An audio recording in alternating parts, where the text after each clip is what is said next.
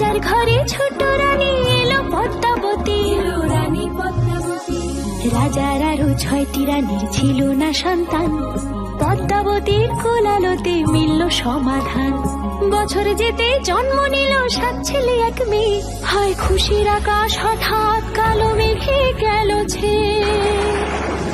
হিংসেতে যায় জ্বলে পুড়ে বাকি 6টি রানী, যুক্তি করে ঘটায় ওরা 7 কুমারের হানি। সুযোগ মতো 7 ছেলেকে মাটিতে দেয় পুঁতে, বাঁচে একা পারুল, ওরা পায় না তাকে ছুতে।